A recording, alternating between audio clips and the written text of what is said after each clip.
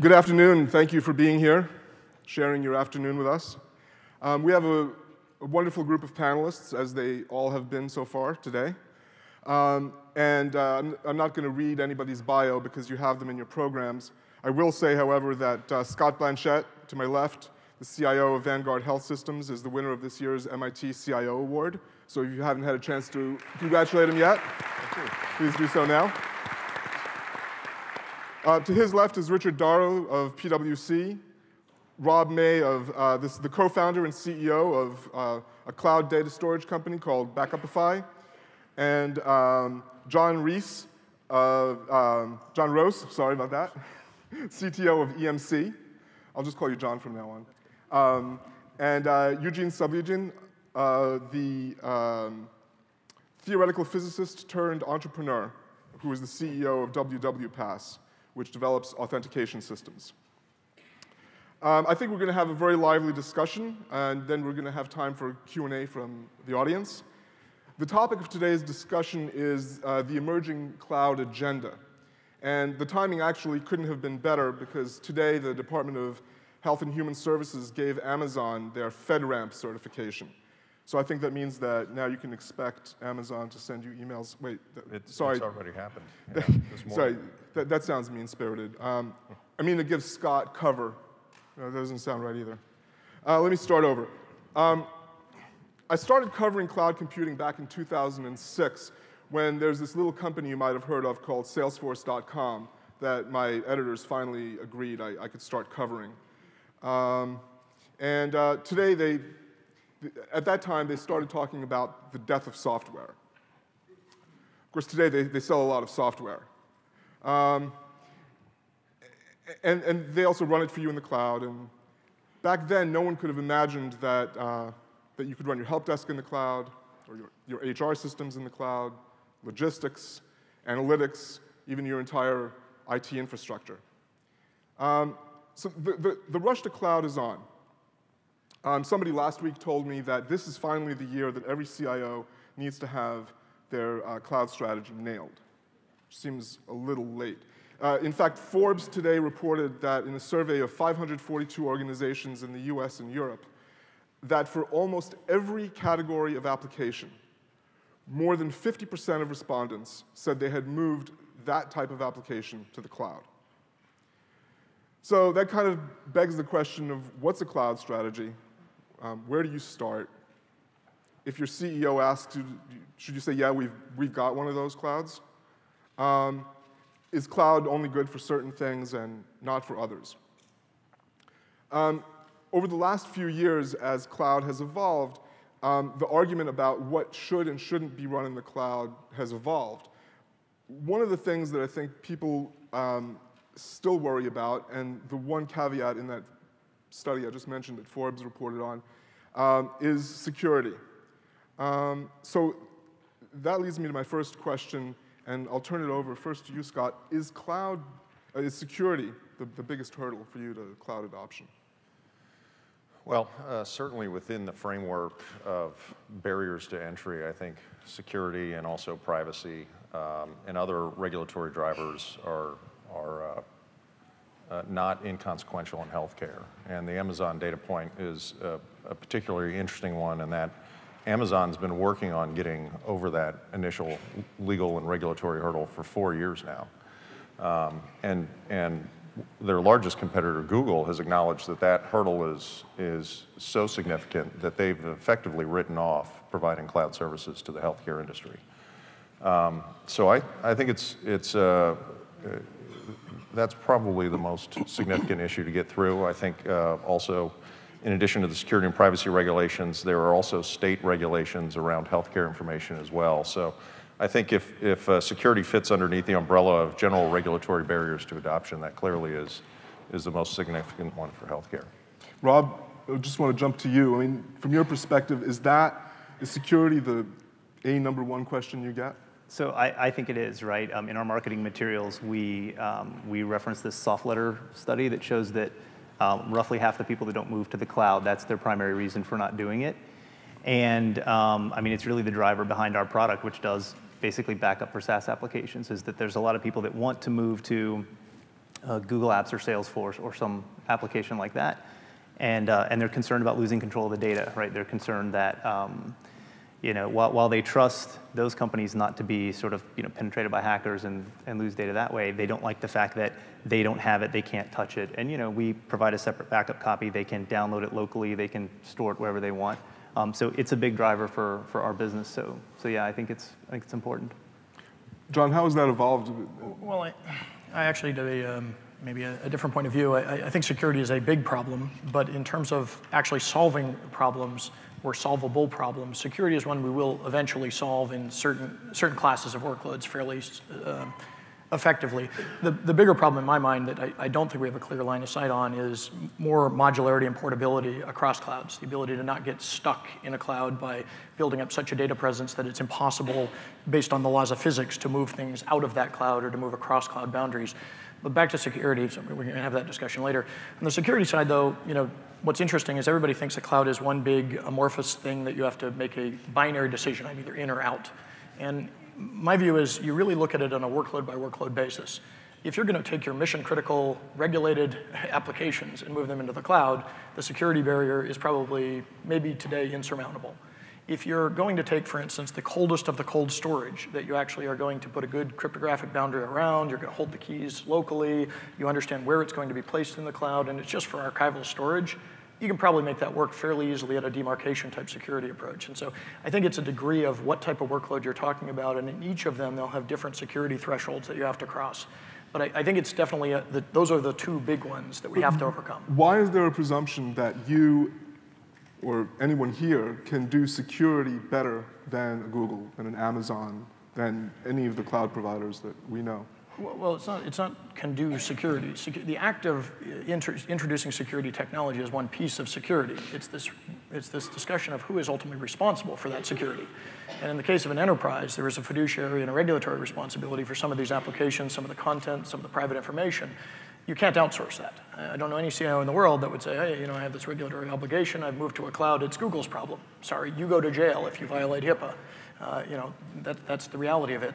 So if we have a discussion purely about technology, who has the strongest cryptographic function, that's very nice, but that really isn't the answer to the security problem. It's who is ultimately responsible for it. So it's less a problem of actual security than a question of who's responsible. Exactly. We have abundant security technology today. You could put an SSL wrapper around content, putting it in a cloud, and it would be sufficiently protected from somebody compromising that particular object for reading it.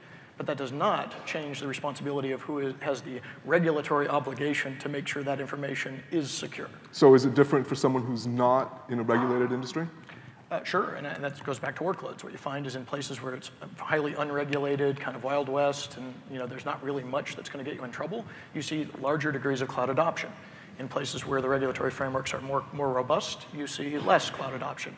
But even in those environments, I would argue, there are places where certain workloads can move to the cloud because they cross that security threshold effectively at a lower level. Do you want to reply? No, I think John makes a fantastic point. That is the appropriateness of the cloud to solve some business problems. And even in highly regulated industries, there's clearly a lot of latitude to find appropriate solutions. In our case, web and mobile and social, we're doing almost entirely in the cloud and not on premise. And we put the appropriate wrappers around our regulated information and then use the cloud in different scenarios. And I think that's the framework that highly regulated industries are going to have to be thinking about the cloud as not a homogeneous in or out solution, but something that's certainly appropriate for sub-segments.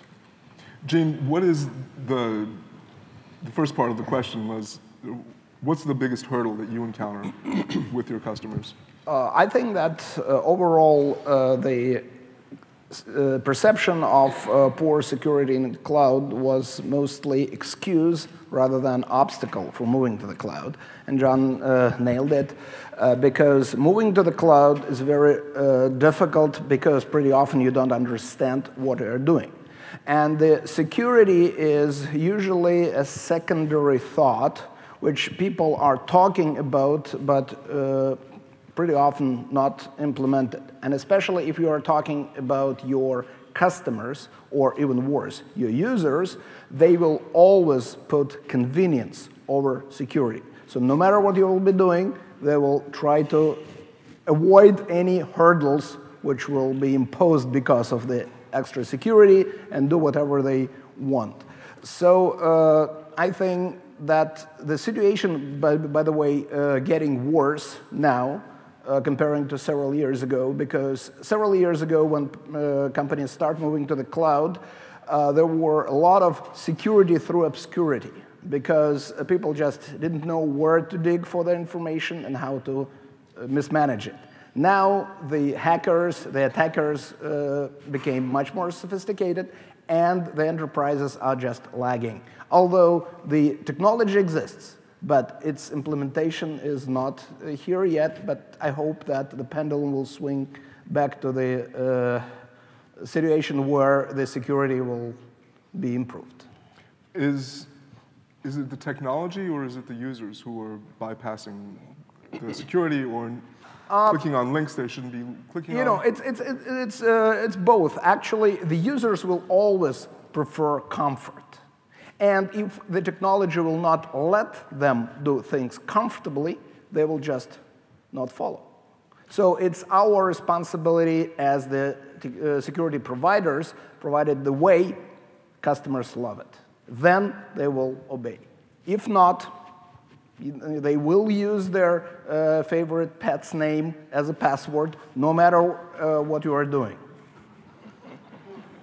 Is that a bad thing? I better go home. You know, I have a friend who uses, who accesses some very big company as a customer, which implements all the rules of SAS 70 and PCI DSS, and that's why he forced to change the password every 60 days. And he cannot reuse last 5 passwords. So every 60 days, he goes to the website and changes password to Q11111, then to Q22222, 33333, and finally to his pet's name.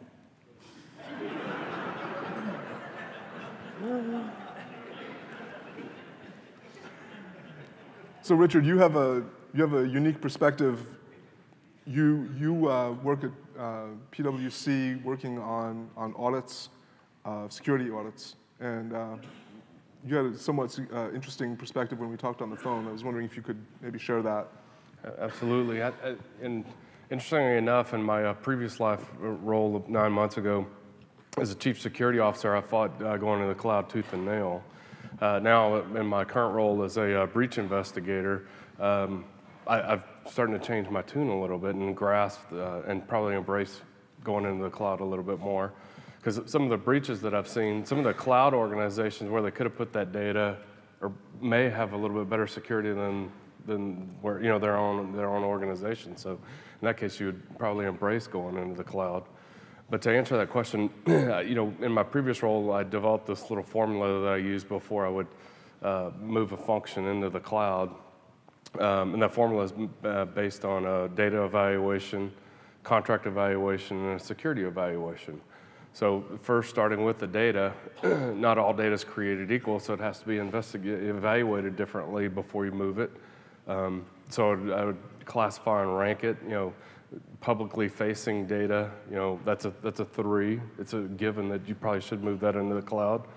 Now that secret formula, the Coca-Cola, you know, should not be moved out of that safe and scanned in and put into the cloud. You know, it's a good example of what I'd potentially give a 0, and then there's varying degrees of maybe in the middle, how you score that. Moving on to the contract itself and the evaluation there, you need to ask the question, do I and can I have the right to audit? Who owns the risk with it? If there is a breach, do we share that risk? And helps you kind of classify where you would evaluate that contract amongst obviously the other regulatory and legal aspect that you review the contract with. That's a different organization, so you know, we'll pass on that one. Then lastly, the security of the organization that I'm moving it into. It has to have the same type of security and level of security and continued level of security that I would have in my own organization. So an evaluation of it, and just give an example, if I look at where the data is protected and how it's protected today in my environment, if I've got firewalls and FireEye technologies and I've got gigabation, so securing my USB, et cetera, then my expectation would be that I have FireEyes and gigabations in that cloud environment, protecting that data to the same degree. And as I move forward and that regulation and that requirement moves and that needle shifts, are they going to continue, and do I have the right to audit to make sure that they're continuing securing the data within my requirements, right? So if you pass through that formula and they're securing it to the same degree that I am, or if they're not, and you end up with a 9, then it makes sense to potentially look forward to moving into the cloud, take the next steps. If you've got a 0, then you don't go there.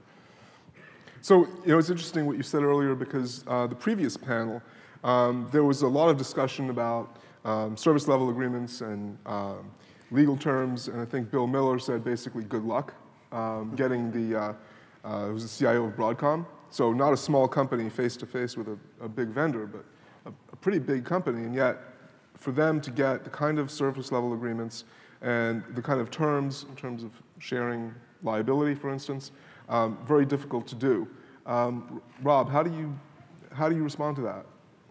So it's interesting, right? You look at a big company like Google, and we signed a big customer that had signed on with Google for Google Apps back. Does anybody remember the WikiLeaks incident? And the U.S. government basically said, hey, Julian Assange is effectively a terrorist, and PayPal and Amazon and all these people were sort of kicking WikiLeaks off of their platforms. And about the time that happened, Google signed this big customer that does somewhat controversial stuff.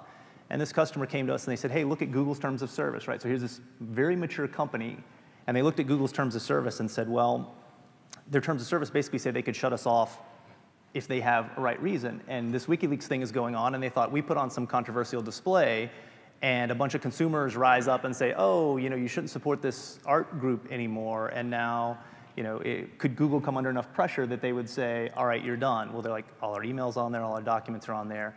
So they actually had us run a test. They basically said, if we use your backup system and we have this data somewhere else, how fast can you stand up an Exchange server and we can be back up and running on something else? And so I think it's very interesting that even some of your more mature cloud computing companies sort of still have these terms of service that aren't acceptable to So what are your terms of service?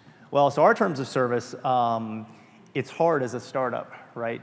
When you're very small to, we end up cutting a lot of one-off deals, right? You kind of try going and you say, oh, this term of service is this will be fine, people will accept this, but the first time a big customer dangles a check in front of you, you say, okay, well, we'll do a one-off deal for you and a one-off deal for you. And it ends up being a mess. I don't encourage it, but you sort of have to do it.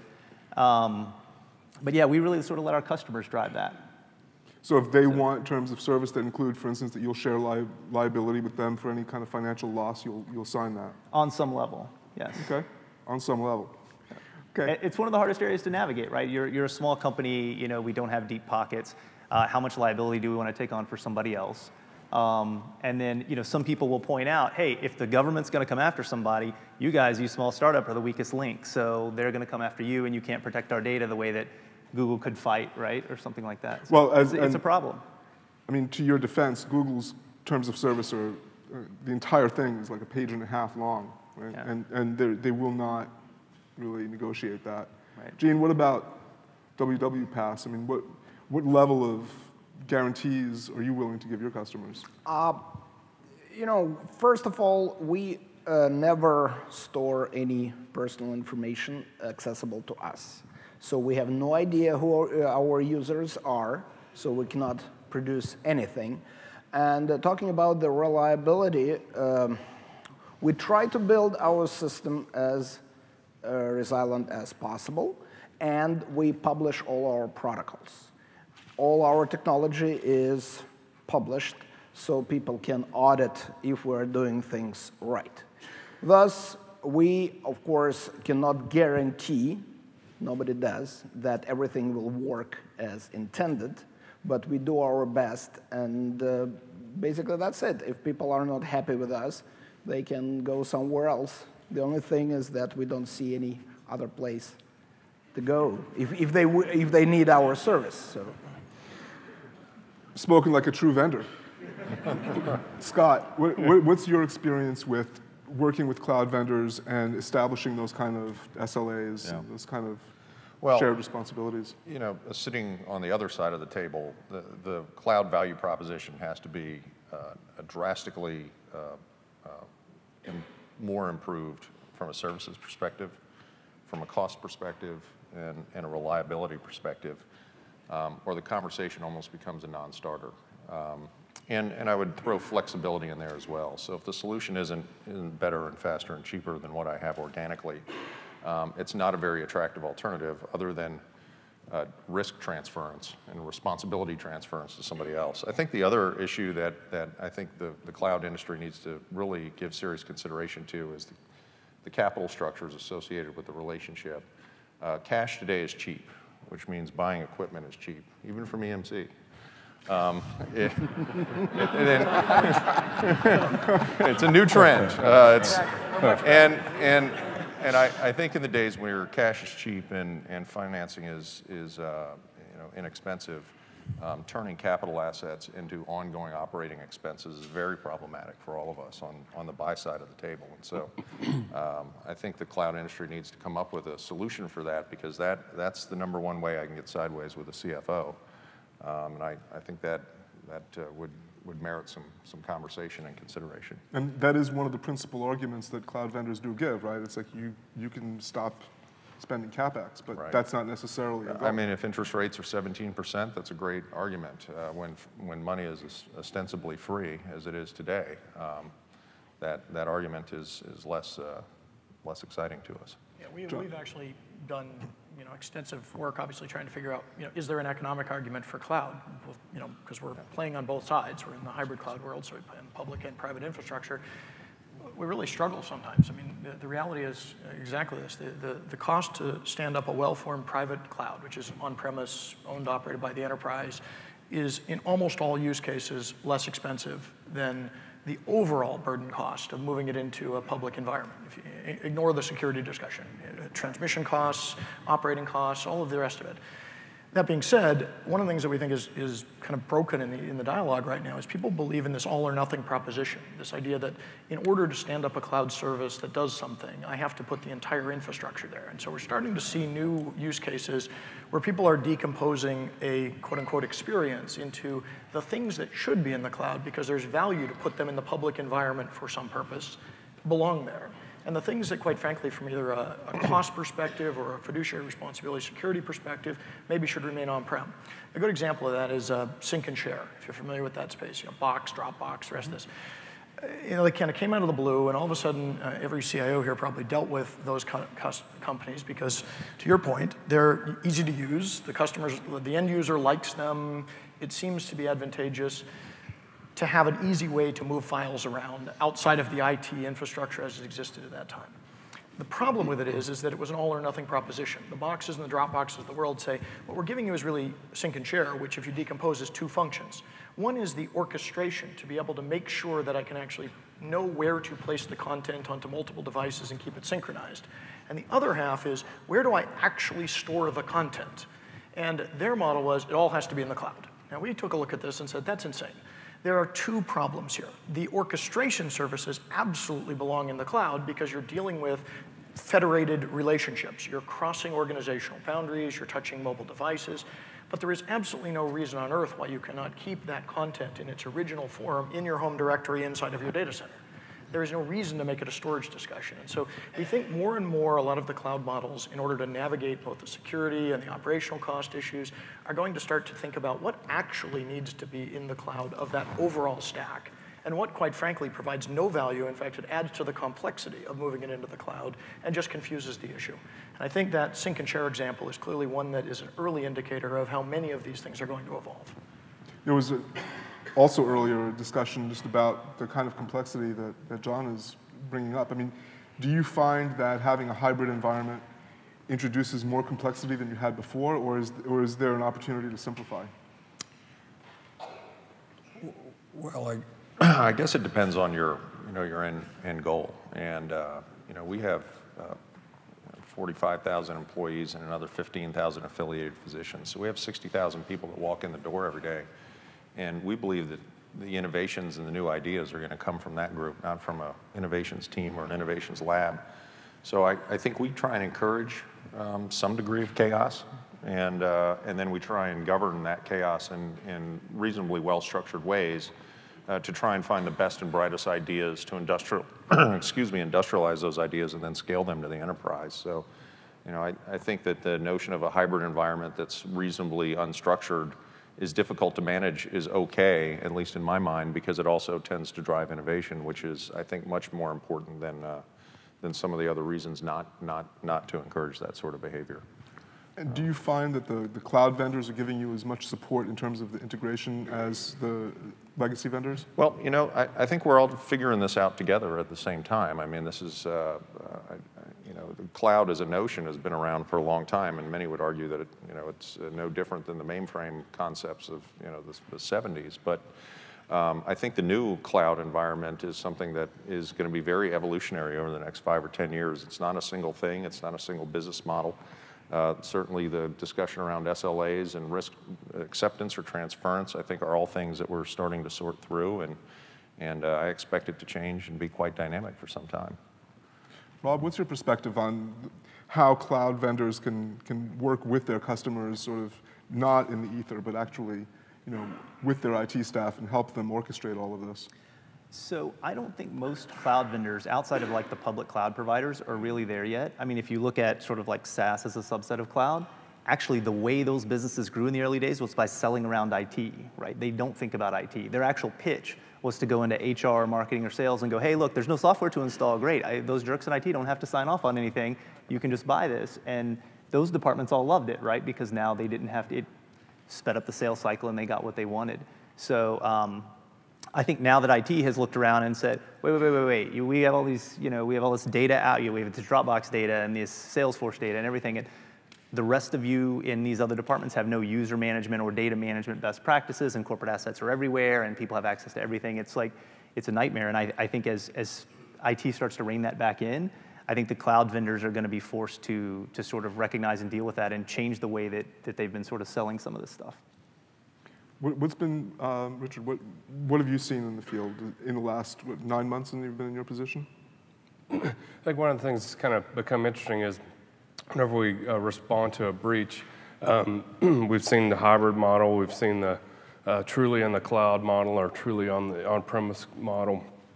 And we'll talk more about the cloud and the, based on the discussion here, we'll talk more about the hybrid and the purely cloud model. But when those penetrations occur, some of the reaction with that. Your cloud vendor immediately picks up the phone and calls the FBI. They start their own investigation. They halt all activity within that device, and that may not be the most appropriate way to execute that investigation, meaning that probably should have called your legal organization in. You should have gotten on the phone with the legal organization of that cloud provider and made a decision about when to call the FBI in, when to proceed, and how to proceed with that investigation. It just takes on an interesting dynamic about ordering of things. So those are things that probably should be thought out before you go into the cloud, and they're usually not well worded within the contract. I mean, that's actually really interesting. I don't mean to cut you off, but sure. You know, when a bank gets robbed, right, they don't think about whether they should call the FBI or not, right? They do. Why is this so different? When you have a penetration, it might not necessarily be in your best interest to immediately call the FBI or law enforcement, because whenever you launch that investigation, it goes public, and it might not be the right time to go public with that breach. In some cases, you may not want to go public with a breach at all. So timing of that investigation with law enforcement is paramount. Plus, it's not necessarily in their best interest to help you protect the data itself long term. So they're going to start their investigation looking for the threat actors, but really where you should be taking that investigation is how, you know, short-term and long-term prevention, and technically next steps. So before we get away from security, there's a question that I was sent from the internet, and I'll start with Eugene. The question is, what additional security, if any, is afforded by virtualizing applications against cybersecurity threats to endpoints? like mobile endpoints, I suppose. In addition to the vulnerabilities of the cloud itself, cloud implementations seem to encourage risky behavior with mobile devices, as the physical security surrounding these devices, such as USB ports, is virtually non-existent. That's probably the question for a couple of hours of discussion. From my perspective, is that you just need to pick certain specific technologies which are addressing specific needs. For example, of course, I'm thinking all the time about my technology, so I know how to use this secure storage which cannot be hacked to store credentials. And then if I'm thinking about securing the access, I will use my own technology to secure the access. But if you are talking about, say, securing the ports, there are certain solutions which you just need to know exactly what you are doing. So, John, other than buying RSA, what can you do? No, I think you know, when we talk about the consumerization of IT and the mobilization of the enterprise, you know, it did open up a big can of worms, because we suddenly said, we're going to allow devices that intrinsically were not created by an enterprise vendor, maybe are not owned by the enterprise, to be a platform for enterprise production and consumption of application information. And so, like everything in the world, you have to have a strategy that kind of matches the threat profile. And so what's very interesting to your point about virtualization is the virtualization of applications is a wonderful tool to try to think about how to protect in an environment where maybe you lose control of the physical infrastructure. And virtualization, unfortunately, comes in multiple flavors. There's the idea of putting a virtualized package out on the device that has its own security wrapper around it, has its own integrity, its own localized storage that's protected based on credentials provided by the enterprise. That's pretty useful. But if you're really concerned about security, then turn the device into nothing more than a presentation layer. You know, in my previous role working for a very, very large Chinese company, we had 65,000 engineers around the world. One of the choices we made was to take every R&D user and move them into a VDI environment where the only thing that they got was presentation. The data never left the data center. It was never transported across the infrastructure. Only presentation went out to the mobile or the fixed device. And that was a use of virtualization, not a VM that was local, but a remote VM through a VDI infrastructure. And so these tools give us new capabilities to say, if I don't trust the device and I don't want the information to live there, virtualization gives me ways to either package up something that is recoverable or protectable, or to just, quite frankly, give you a window into a virtual entity that exists elsewhere. I don't think a lot of enterprises think about these tools as security tools yet. I think they think of them as productivity tools and efficiency tools, but in a highly diverse and chaotic environment, what you're really trying to protect is not the endpoint anymore. What you're trying to protect is the information and the content and the intellectual property. And so as we use things like virtualization to control where that lives, how it is presented, and how it's wrapped, that gives us a new set of tools to try to deal with this concept of a very distributed mobile ecosystem. Michael, can I? Yeah, absolutely. So there's, I'm a believer that a lot of the security problems that like cloud is causing, that technology will actually fix them. And actually, for those of you that aren't familiar with the term homomorphic encryption, there's some really interesting research going on here at MIT, right? And I sat through a presentation recently on it. I don't understand the math behind it, so I won't go into that. But the basic idea is I can have this data, I can encrypt it with my key, I can send it off to you, you can process it, send me back a result without ever decrypting the data, and the result, when decrypted, is valid, right? And it sounds like it shouldn't make sense. But it's fascinating stuff, and it was proven, like years and years ago, it was proven it was theoretically possible. And then I guess some people at MIT picked it up a few years ago and started to move it forward, and now it looks like in the next decade it might actually be practical. So That sounds like something that will have to be more carefully explained for people to buy into it, but yeah. No, thank you for that. You know, I wanted to, we've been talking a lot about public cloud, and Andy Jassy, who runs Amazon's AWS, said a couple of weeks ago at the Amazon AWS conference, customers are wasting money using private cloud services. And the quote is, old guard technology companies are telling companies to build private clouds, but that may cost tens of millions of dollars. And obviously, he doesn't want people to build private clouds. Scott, why don't you, what's your perspective on that?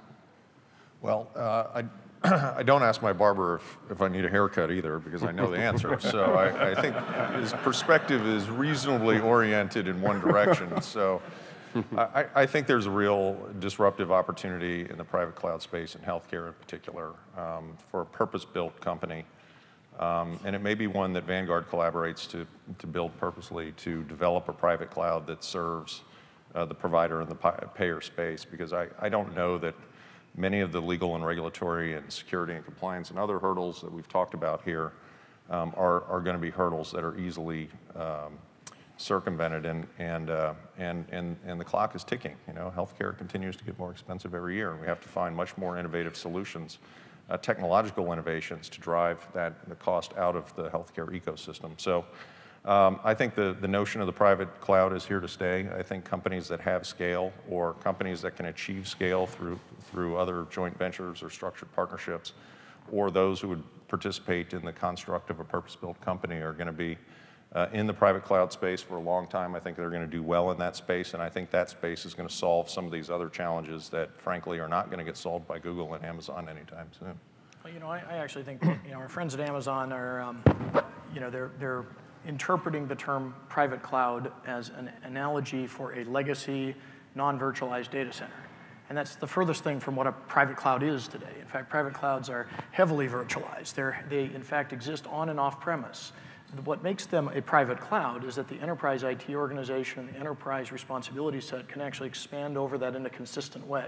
You actually understand and have administrative control over that entire system, rather than having to cross into different operating models as you move from the, let's call it the public to the private side.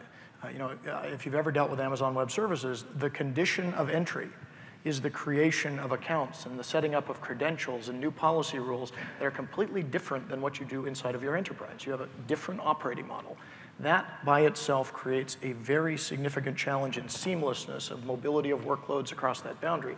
It's neither good nor bad, it just is what it is. Where a private cloud is trying to create that seamlessness, it's trying to create a consistent behavior, even though it's using exactly the same tools. The technology that you deploy in a well-formed private cloud today looks a heck of a lot like the technology that Amazon is using to build their data centers. In fact, if we have anything to do with it, it will look almost exactly like it. And as we go forward, what we're starting to see is innovation in the, let's call it clouds of private clouds. And so there's a very fascinating thing going on in security right now around federations of private cloud security models. This idea that all of the financial services sectors today are now starting to look at ways to share information from their private clouds about threat profiles, about information around external interaction. And actually, by coordinating that and brokering between a set of private clouds and a federation, actually create a much more advanced situational awareness when they see a new event occur. Now, it's primarily being used for anti-fraud and security purposes, but there really isn't a public cloud involved in that. It's a collection of private clouds working with each other. And so, you know, this idea that private clouds are legacy data centers based in 20-year-ago history is rubbish. To be perfectly honest, all of the advents in virtualization, in data center mobility, in scale, in innovation around cost are being applied equally well in public and private. It's just who has administrative control. What is the domain of control? And the public cloud environment generally has bifurcated control, where a public or private cloud environment has a level of control that the CIO or the business can actually see end to end. Richard, have you seen interesting implementations of public and private cloud for the same organization, and how do they orchestrate that? I think the challenge that I have with, you know, the term public, term private cloud is, to me, it's a definition problem. I'll give you an example. So for me, the term cloud, we've been in the cloud for a long time. Most of us had our externally facing websites, you know, outside of our environment. To me, that's cloud. And we've been there for a long time. It makes sense to do that. From a security perspective, absolutely makes sense, because there's this disconnect between our organization and the outside world, right? So it's a good example where you should go cloud. Now, on the private cloud side, I look at that as, again, a definition. I've heard several different extremes of interpretation of cloud, and cloud should be inclusive of our current DMZ, right? We're talking about what should be in the cloud and who should and shouldn't access it. That sounds a lot like a DMZ to me, and it just seems like that's an extension of it. Now, has there been has there been interesting approaches to developing that private cloud? Yeah, I mean, we've seen people take their data, put it into an offsite organization, and it's only accessible by people that they acknowledge. So I guess that truly fits in that other extreme of private cloud. But where's the value in that? I guess it's in the cost associated with going into the cloud, so and you're not having to manage it. I think the value in it really lies in, are you that organization that wants to do that day to day? And if you assess it that way, it could potentially make sense to go into the cloud. Or if you're a new organization that's standing up, small company that's standing up, and you don't want to have an own and operated DMZ, then you go to a private cloud type solution, or even a public cloud type solution. But it's just kind of an assessment of the definition or an assessment of what you need to do, how you need to operate. And if your data, like we've already heard, will allow you to access that. I mean, operate that way. Rob? I think that was good. I don't have anything to add to that. Okay. We've been talking a lot about, a little bit anyway, about storage. And obviously, there's a big trend around analytics at this point. How do analytics and the need for very low latency, how does that work with cloud? Gene, do you have any thoughts about that? Talking about analytics, I would say we're on a little bit different side of it, because the information we're dealing with cannot be analyzed, cannot be interpreted or used anyway, because they encrypted the way nobody have access. So in our case, the information which we try to protect is separated from the rest of the typical information which is subject to analytics and this processing. So latency is a different thing. It is extremely important for us because we need to deliver the information quickly. But again, that's a more technical issue than we should discuss here, I believe. John, do you have any thoughts?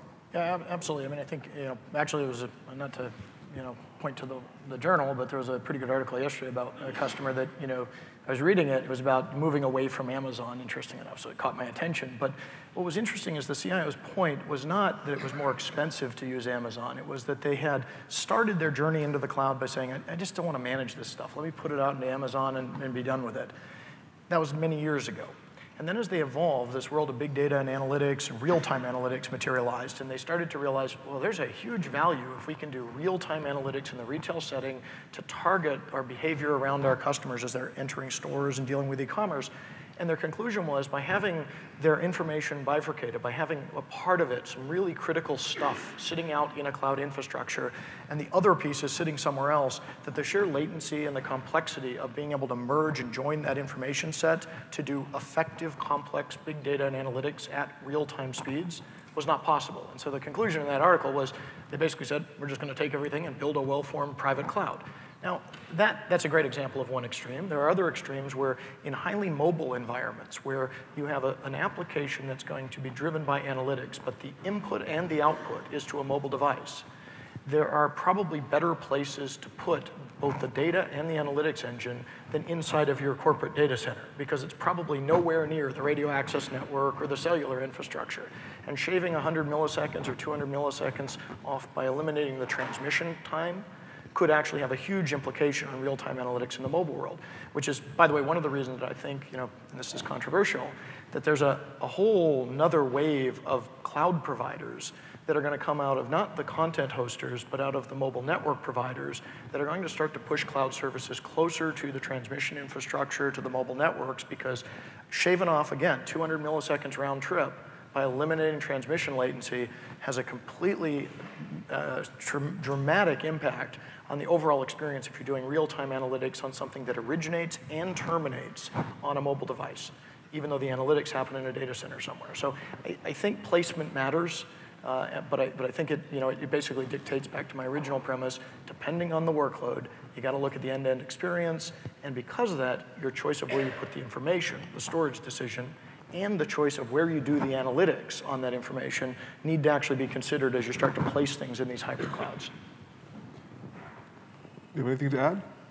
I think John hit all the key points. I'll just give you 2 examples in healthcare that are relevant. I mean, there's all the processing speed in the world for big data analytics today. I mean, I don't want to stifle innovation in that space, but processing speed is accelerating at a rate that far surpasses the creation of healthcare data. So congratulations to those who are, I guess, commoditize their own industry. But our challenges are twofold, and I think John hit both of them. You know, the access to data, which is generally in small, non-aggregated stovepipes, is a big issue.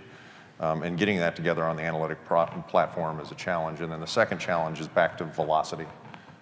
Distributing those analytics at a point in time that actually allows a healthcare provider to do something with it at a point in time they should be doing something with it is a huge problem for us. Telling a physician that you had an opportunity that was missed a month ago or a quarter ago is utterly useless application of analytics.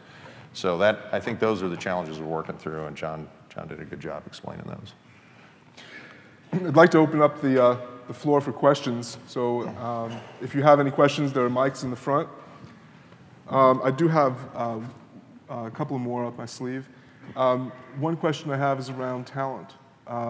As you're implementing or thinking about implementing cloud, what does that do to the mix of people that you need on your IT team? Well, you know, we very purposefully don't have an IT shop in Nashville, Tennessee. You know, it is not Tech City, USA. It's Music City, USA.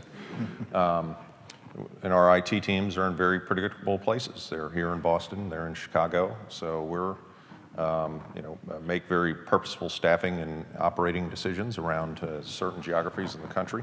We try and recruit from other industries.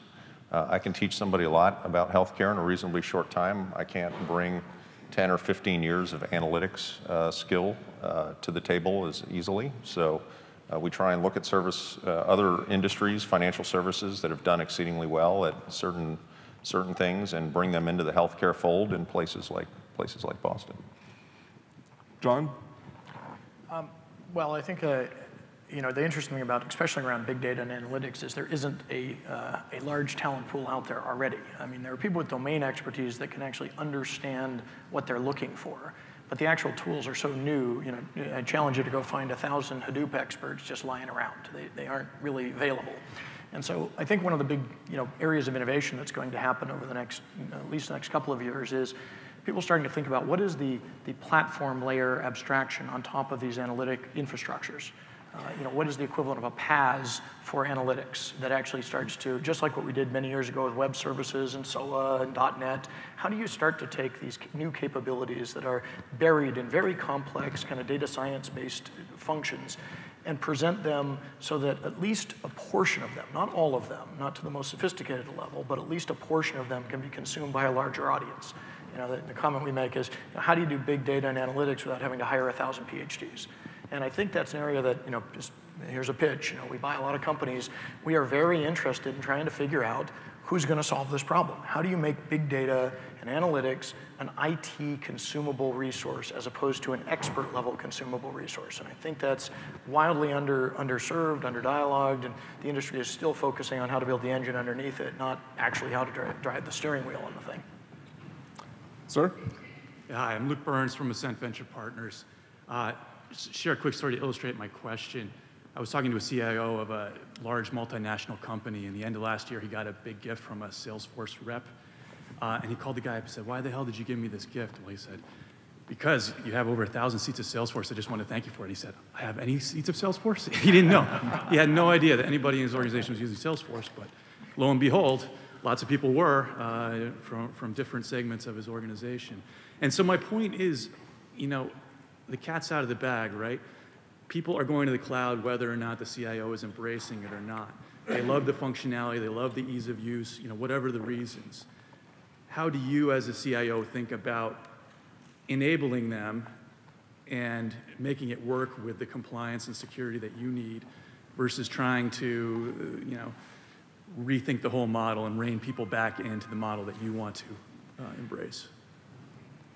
Well, I think that's a great example. I mean, we've had the same conversation with Box and Dropbox, and congratulations, you've passed the 5,000 subscriber list. I think we're paying for 50 licenses out of my shop. So, you know, earlier in my career, and coming out of the military, you know, we'd take that sort of behavior and have somebody stood up in front of a wall and shot.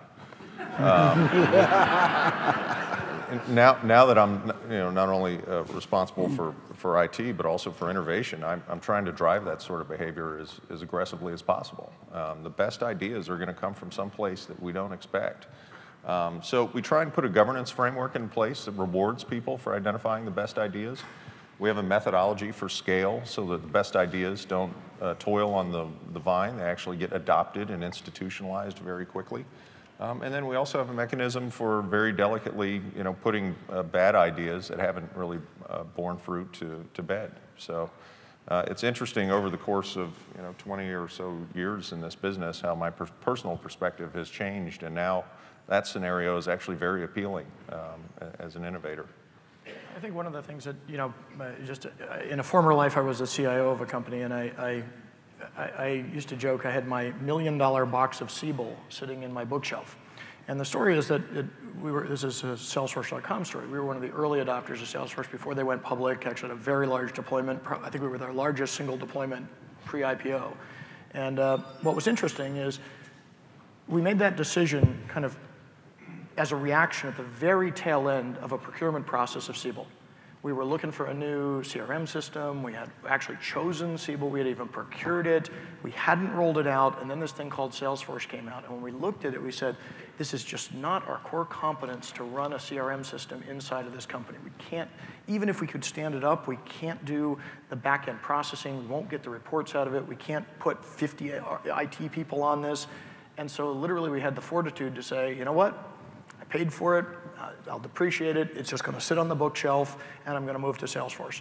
And it was, you know, a tough decision for people to make, because telling people that you're going to not implement a $1 million investment because you kind of made a mistake. But cloud moves so fast that even though you're on a path of a 3-year evaluation of a technology, there is no guarantee that 2 years and 6 months into it, something might materialize that is so compelling that you really have to rethink it. And you might just have to eat some of that cost around a deployment that you thought was going to be better, because the best interest in the company is to take something that isn't your core competency and move it into a SaaS model. And so I kind of wish I had that product. Actually, Vala has it on his bookshelf right now. So, from a security perspective, we've been dealing with problems with shadow IT for a long time. And what I call the plastic CIO on your wall, hasn't made that any easier over time. So to my perspective on that, it really, and it's not just cloud, it's other elements of data and data loss that kind of leads me to believe that a solution to that is to actually push a requirement to everybody to have ownership of data and breach and loss into their evaluation. So that if there is a breach, or if they do something outside of the IT environment that's, you know, without the CIO's or CSO's knowledge, that they have some ownership in it. It's interesting. John, that's a great story, by the way. Yes, sir? Sonny BCMC. I have another question. There was a very interesting discussion about private and public cloud, but there was one aspect that was not only security, which is, I think for many companies that want to do business in the cloud, an impediment. The fact that you don't know where your data is, actually. Could be here, could be in Tokyo, could be anywhere. So this could be another problem that maybe, for example, the Vanguard might be worried about, I'm assuming. So that's practically a question for the health, especially because I'm worried about my own data that, you know, might be somewhere. So. Well, you should be, appropriately so. You know, this is part of the challenge with the cloud as a theory, and that is some very specific accountabilities for regulatory compliance. In California, for example, there are certain subsets of healthcare data that isn't transportable outside of the state of California, which makes the cloud even more difficult in that type of environment. So. You know, when I say we're trying to figure this out, those are the sorts of things that we're going to have to figure it out. And I think somebody who can drive a high degree of auditability and accountability around information while still maintaining the general principles of the cloud, economy and scale and efficiency and speed, is going to be in a very competitive place in the market. Sir? Thank you. My name is Piyush. I'm with a small security company here in Boston. One of the interesting discussions that you had was that you discussed a lot about security around data. With the cloud, and all of you have got so much experience, what are the new threat surfaces that have opened up by moving to the cloud other than just data? If you could comment on that. Well, I mean, there's a lot of kind of interesting esoteric ones. I mean, cloud infrastructure by itself, if you look at some of these systems, they are, by definition, the largest, let's call it pay-per-drink distributed denial of service engine in the world. And we're not even paying attention to that at all. There is this concept of trust in terms of as you move things into a public environment, you start to federate, and the federation has potentially shared services between it, and you may not be aware of this sharing of information. So there's, it's kind of the standard, the next generation of SQL injection attack, that you're hopping through an intermediary shared service to gain access to privileged information. I mean, that's still a data and information problem, but it's driven by the fact that the facilities that underlie these cloud infrastructures tend to have an awful lot of shared componentry in them. We also are seeing things in the network side. There's a fascinating, if you actually go and look at the network infrastructure underneath the very large web scale environments, they are entirely optimized to eliminate data locality, which means they're incredibly fast, incredibly simple, and incredibly dumb. And they're all about performance. So once you're in, interestingly enough, if you can actually launch a compute job in there that has the ability to create content and traffic, it has almost free range over the infrastructure. It's not entirely true in all environments. We're looking at new virtualization technology to try to segment it better, but by and large, once you're in, you're free to roam around if you can control compute resources. So, the story, if we go back way in time, I used to do a lot of work at a place called CERN, and when we stood up the LHC, if you're familiar with it, the discussion we were having with their CIO at the time, Wolfgang von Ruden, was, what if someone compromises the cloud infrastructure? They will have capacities that are just far exceed anything they could stand up themselves, and they can use it for whatever they want, which is pretty terrifying. But I don't think fortunately we haven't had one of those happen yet, but I think it's a very real threat because I'm not sure the security barriers are there. Maybe we don't know that. Exactly. To John's point, there was a very interesting consumer version of that, the Matt Honan hack, if you guys follow it, right, where they tried to reset his Apple password, and it led to Twitter and Gmail and everything being compromised together. So. Yeah, I'd just like to add to his conversation real quick, and I think what it's doing, it's enabling a set of hackers like we haven't seen before, because they're giving you access at a very low cost to devices and technologies that you never had access to before. So I have a concern from a security perspective that we're enabling a set of hackers that one of the things that we rarely ever saw penetration on was AS400 because people couldn't afford them. They couldn't afford to rip the technology apart, but now, if you have access to it in a shared environment like that, you can develop hacks like you've never seen before, and I think we're starting to see the fruit of that. I don't recall there being a thing in the terms of service at Amazon that I couldn't basically build a whole bunch of EC2 instances to do AES-256 decryption. Right. That's kind of a bad thing to do, but if you have enough compute capacity, any cryptographic barrier is surmountable. So. Yeah. And one of the breaches that we saw then when we kicked off the investigation, we actually found that a threat actor was actually decrypting passwords in the cloud environment. So it's probably because they didn't want their own resources being identified in the breach. So that's probably why they put it in the cloud. But also, I think it gave them computing power that they didn't have before. Talking about the esoteric meaning of cloud, cloud always reminding me flying through the cloud, and we can learn from aviation, which has more than 70 years of experience really controlled fly in the clouds. In aviation, it's called instrument flight rules. And in aviation, there's a well-known number that if a non-IFR certified pilot who is not trained to fly in the clouds, get into the cloud, the life expectancy is 2 minutes. In 2 minutes, you're dead. So when we apply the same wisdom to the use of the cloud, first of all, we need to use proper instruments. One of the instruments, and CIO as now business leaders should remember that one of the most important values is your company bottom line. So you need to watch your bottom line, and if it goes down when you're in the cloud, probably you need to pull back. If it goes up, okay, you're on a climb, company is doing well.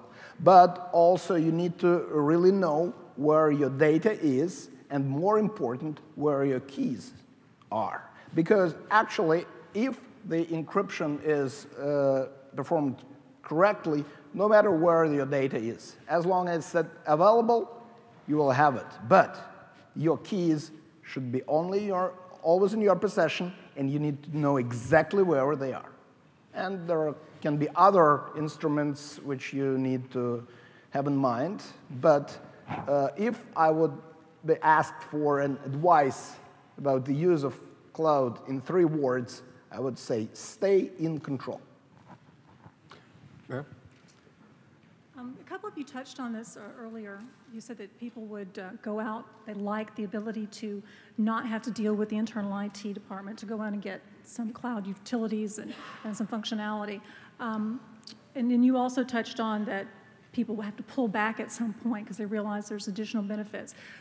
2 of the organizations that were mentioned were sales and HR, and usually I've found that those are people who generally really like to manipulate data. They like to do customizations if you have a larger package. So I could see that those types of groups might go out and do this and then decide to pull back, which would be a loss of, momentum, a loss of money. What do you do to try and identify those and stop them to minimize that loss? Are you talking about the loss of let's call it a capability as opposed to loss of information? Functionality. Okay, yeah, I get you. Yeah, you don't want to, the pendulum shouldn't be swinging like this all the time. I mean, and you're absolutely correct. I mean, when we look at companies that are pulling things back, like that example in the journal, I mean, what wasn't really stated there, and I'm sure is going on, is what they were really realizing is that to do real big data and analytics, one of the best ways to do it in real time is to create kind of a data lake or an environment in which most of the data sources, even if they're kind of fragmented format, are at least co-resident or close by. Now, that doesn't preclude copies of that data existing somewhere else or it being metadata that can serve purposes that belong in other domains, like out in the cloud to serve a mobile application. But if you don't aggregate it, if you don't even know where it is, the ability to do multi-factor analytics is incredibly difficult to do. And if you only have 2 variables versus 5, the outcomes are not very good. And so I think what you have to do is when people start to develop a big data strategy, one of the first things they run into is, can I get visibility into all of the data sets? And then the question becomes, of course you would like to put it all together, that's a good strategy, but the question is, do you actually have to move the data, or are you going to replicate the data so that you have one instance of the data that's co-resident? And the reason you would replicate it is that there's actually a value proposition that's consistent, not just around the big data problem, but the original reason for the data to exist in the first place. Maybe to support a mobile application, and in that case it belongs maybe out in a public infrastructure closer to the mobile network. And so it's your choice about how you manage this. And a well-defined big data strategy doesn't think about owning the data as a singular instance. It thinks about aggregating the visibility of the data and recognizing that all that data began its life and continues to have an independent life serving some other purpose. Doing big data on CRM application information is a big data problem, but the ability to serve the CRM application is still a requirement. Being able to deliver a mobile healthcare application that interacts with the client in an interesting way on a kind of one-dimensional path is a absolutely valid application. Taking that information and aggregating it with the PACS system and other information around clinical outcomes is a big data problem. And so your question is, do you move it back and forth? Do you aggregate it? Do you leave it separated and just try to synchronize it? And that's all just part of a big data. I guess a slightly different facet of that question is, do you do any kind of analysis at the onset of looking at moving this stuff out into the cloud to determine whether or not, if you do that, you're going to lose so much functionality that 2-3 years down the road, they're going to determine it can't do all the things that I need it to do, so we need to pull it back. And at that point, that's what I'm talking about. You've lost momentum, you've spent a lot of money to do that. I think going forward, people will, but remember the sequence of events 3 years ago, people didn't use the term big data and analytics. That was not mainstream. That's literally a last year phenomenon. And so I think people are now learning that lesson. I would tell you right now, if we did a survey of everybody in this room and said, when you consider placement of information into the cloud, do you also consider the implications on your long-term big data and analytics strategy? In fairness, I would bet that most people have not really included that in that criteria. I think we're now waking up to the fact that information is multi-purpose. It has a primary purpose, and then almost all information in the enterprise has a secondary purpose, which is tied to multi-factor, multi-element, big data and analytics. And so I think that's a new phenomenon. In the past, though, candidly, I don't think people even had a thought process around it. In fact, most of it leaked out before you even thought about it for any reason. Then you tried to get control over it. Going forward, we have to ask the question of what are all the uses of that data, and do we develop a coherent strategy in terms of data placement to take advantage of it long term? But I think that's a new phenomenon. Irving? Yeah, Irving Bladowski-Berger. So when client-server showed up in the late 80s, 90s, a lot of departments bought their own departmental servers, built their own applications, and many of them ignore the central IT organization altogether. And I think it's fair to say that the consensus was that was not a good thing, that you had chaos and so on, all kinds of things happen.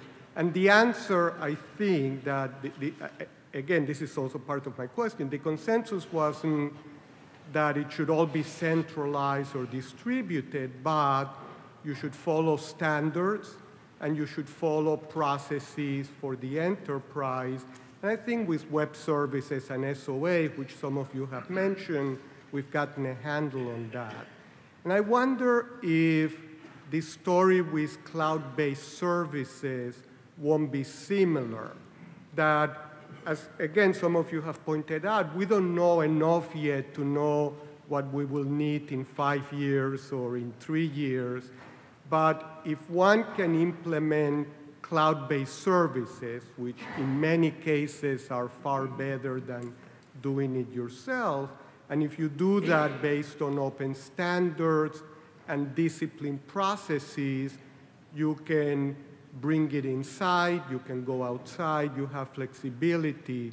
And I'd like to know, and there are things like OpenStack emerging and other standards. So I'd like to know what the panel thinks about this. Scott, you want to? Sure, I'm happy to take a shot. We try and put a governance framework in place to keep other people in the company from hurting themselves and hurting the business. And you got to have a lot of trust with your colleagues, because you have to trust that they're not going to try anything malicious, or the fact that people don't come to IT for solutions. I personally, I'm offended, but I think for the business, that's not the worst idea we've ever had.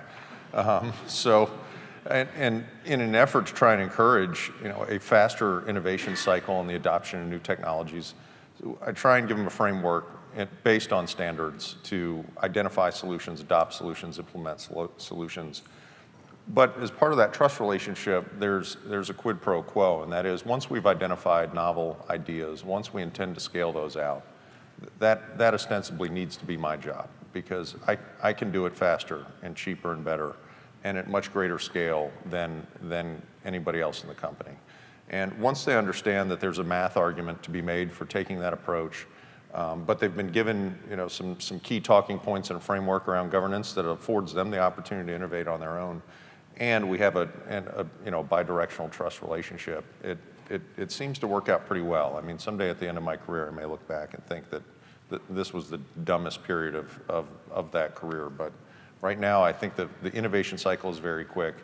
The scale cycle is quick and efficient and inexpensive, and ostensibly the business benefits all around. Sir? Neil Wasserman. I wanted to just encourage a little bit of speculation on your part in terms of looking a few years out, if that might be possible.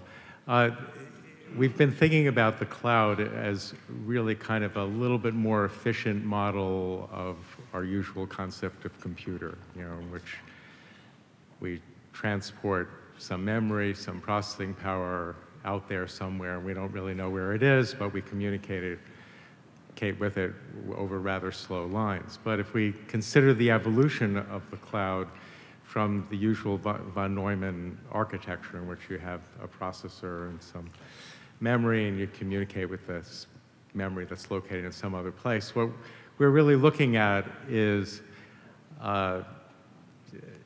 many, many, many processors closely linked with memory, distributed in a kind of loosely connected way. And the only model for that we have really are a lot of human brains that communicate with each other. It's sort of loosely connected Hopfield networks, if you want to be technical. So in the sort of longer term evolution, the architecture might actually be very, very different from what we're used to and might allow for different kinds of ways of looking at data, just as the human brain looks at data very different from a von Neumann machine. And so I wondered if you could just speculate a few years out, are there things that we don't usually talk about in terms of incremental advancement that might be possible in this highly distributed, kind of something like a neural network sort of architecture? Yeah, no, I think you're spot on. I think we have this infatuation with the cloud is about simplicity, and I think that's the furthest thing from the truth of where it's going to end up. I think we kind of went through a period where we were trying to figure out how to kind of move into this cloud era by using things like virtualization, and we wanted to normalize functions like compute and memory, and we actually created the equivalent in a virtualized data center of a compute node that's synchronous and consistent and follows all of the principles of historical compute architectures. The reality, though, is the long-term journey in the cloud is not the virtualization of the data center. The long-term journey of the cloud is the virtualization of the internet. And the internet, by its very definition and topology, is a synchronous, scattered system that follows the rules of eventual consistency. And so we have to start to think about this idea that this assumption that data and compute live nearby and they operate on a predictable pattern in an engine-type model is how it will operate. And so a couple things that are clearly going to happen. One, we are going to move away from this idea of kind of normalization and homogeneity within the cloud in terms of how we think about compute. We know that in the next couple of years, we will start to see clouds that are special purpose, that are built around things like DSPs and GPUs and other technologies that are focused on providing a specific class of service like cryptographic functions or media transcoding. We will start to see them scattered across the internet, and we will start to see that instead of just trying to have co-residency of data and information, we will have pools of resources in which, as we want to accomplish a task, we will distribute that task, meaning the information and the compute function, the program, into the proper place in the cloud, whether it's at the radio access network of a cellular environment because it deals with low latency services to a mobile device, or whether it's in a place that's optimized for cryptographic functions or analytics functions, and then we will eventually retrieve the results from this. If you want to see how this is playing out, if you want to look at the storage world, look at the difference between a traditional enterprise storage architecture around block and file and an exascale object store and how it behaves. Look at the difference between Google's infrastructure and a traditional enterprise. And I think a lot of the things that we're seeing starting to emerge in these hyperscale environments, like what Google has done internally and what Facebook is starting to look like, are early indicators of new compute and system architectures that as they move outside of those data centers and start to be applied horizontally across the internet in a virtualized way, start to become the norm. So that's craziness for most people in this room, but inevitably, don't expect the cloud to be homogeneous. Don't expect it to be well-formed and well-defined. In fact, expect it to be a chaotic pool of resources of almost infinite capacity that organize when you need them to accomplish a task that may be either incredibly generic or incredibly specific, and that you, as the focal point, are there to send those jobs out into that cloud and to get the results in an eventual consistency model as opposed to an entirely predictable synchronous system. And we might be 3, 5, 10 years away from that, but if I had to bet on it, if we came back 10 years from now, that's exactly what it's going to look like, because there's no other way to scale this type of architecture. Well, I think that's a great answer to a great question for a panel discussion on the evolving cloud agenda. We're at one point in time, and we're going to be going a lot forward. And I've been told we're out of time, so thank you very much. Thank you to the panelists. Thank you very much. Reviving the old Sun Microsystems slogan, network as a computer.